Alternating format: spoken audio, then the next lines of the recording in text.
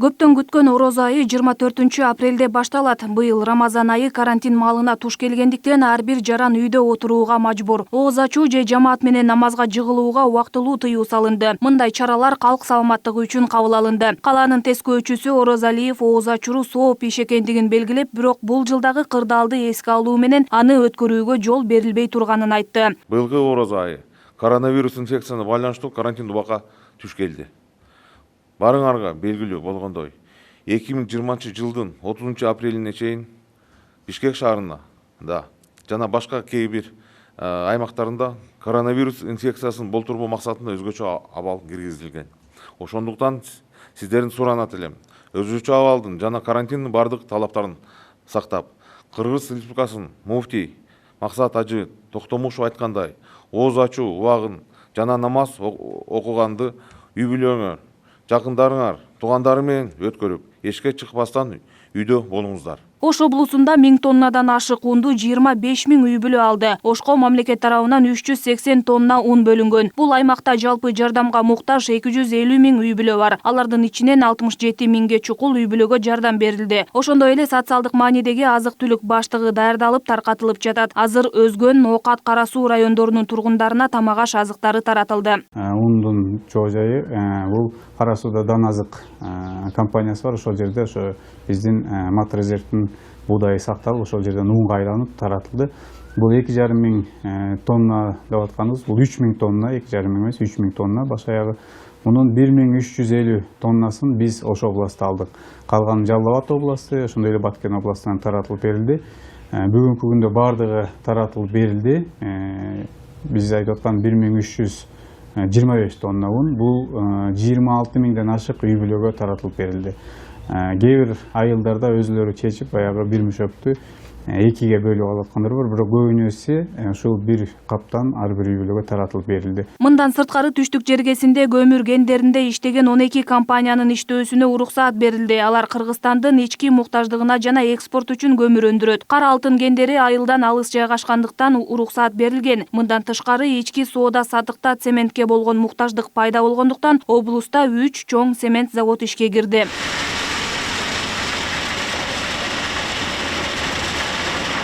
Ошто дыйкандар буудай көп эге баштады. Жергиликтүү бийлик өкүлдөрүнө буудайдын аянтын быйыл кеминде 1000 гектарга кеңейтүү тапшырмасы берилген. Эске салсак, Айыл чарба, тамак аш, өнөр жайы жана мелиорация министри Эркин Чодуев да өлкө боюнча быйыл 5000 гектарга көбүрөөк буудай эгилерин айткан.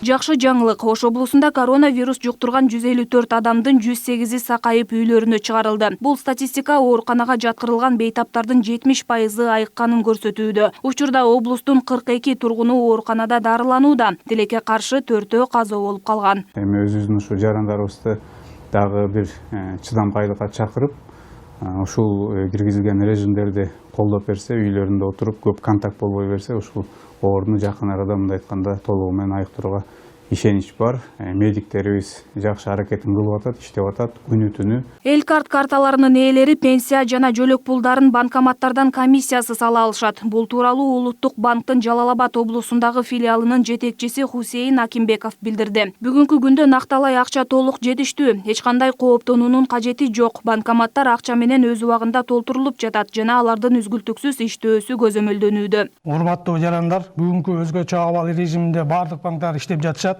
Алар нак акча менен иш алып барган кызматкерлерди гана жумушка тартууда. Бүгүнкү күндө нак акча каражаттары толук жетиштүү, эч кандай кооптонуунун кажети жок. Бардык орнотулган банкоматтар толугу менен нак акчалар менен өз убагында толтуруп турууда жана алардын үзгүлтүксүз иштөөсү дайыма көзөмөлдө турат. Сутка ичинде Жалал Абад жергесинде 19 кылмыш иши катталды. Коменданттык сааттын талаптарын 14 жаран бузуп, ички иштер башкармалыгына жеткирилип, тийиштүү протоколдор түзүлдү. Жалпысынан бир сутканын ичинде шаардык ички иштер бөлүмүнө жана райондук иштер бөлүмүнө 132 киши жеткирилип, түшүндүрүү иштер жүргүзүлдү. Коменданттык саат эрежелерини убактысында бузгандыгы үчүн жалпысынан Жалал Абад шаары жана Сузак району боюнча 14 жаран жеткирилди. Анын 13-ü Жалал Абад шаары жана бирөөсү Сузак району боюнча. Тиешелүү жарандар менен мыйзам чегинде иштер жүргүзүлүп, протоколдор толтурулду. Бүгүнкү күндөн тарта коронавирусту аныктай турган анализдер Нарындын өзүндө жүргүзүлө баштады. Эске салсак, буга чейин анализдер Борбор калаага жиберилип турчу. Бизде ушул баягы анализдерди Бишкекке ташыгычубуз ал деле мындай бир сапаттуу түрдө барчу, бирок ошого карабай бизде баягы тоңдурулуп турулуп, анан ошондон кеч чыгарылып көбүрөөйүп кетип атпайбы, анан ошого байланыштуу биздин облустун жетекчилиги 2 жумадан өткөндөн бери эле ушу министрликтен суранып келип аткан. Ошого байланыштуу бизге көчмө лаборатория келип, биздин санэпидемия зданиянын короосуна токтоду. Аны менен атайын Бишкектен адистер келди, анткени адис жок, бул куча методология эле болуп калат да.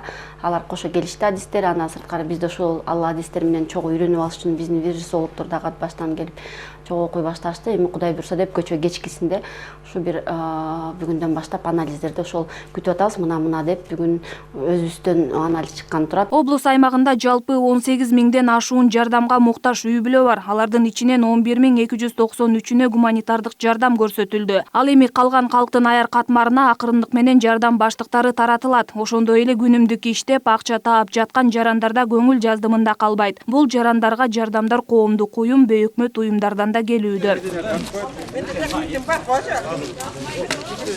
Өткөн суткада коменданттык саатка баш ийбей көчөдө ээн эркин басып жүргөн 12 жаран кармалды. Бул жарандарга түшүндүрүү иштери жүргүзүлүп, тийиштүү протоколдор түзүлдү. Жалпысынан облус аймагында коомдук саясий абал туруктуу. Коменданттык саатта облус боюнча 12 жаран коменданттык саатын бузду. Алардын ат башыгы боюнча 7, жана ошондой эле Нарын шаары боюнча 5. Бул бардык жарандарга өз жеринде протоколдор толтурулуп, коменданттык саат бүтөрү менен өзүлөрүнүн түшүндүрүү иштери жүргүзүп кой берилди. Өзгөчө абал жарыяланган аймактардын тескөөчүлөрү ыйык орозо айы башталгандыгына байланыштуу жарандардын массалык түрдө чогулбоого чакырышууда. Алина Бактыбекова, Жан Таймакенов, Пирамида.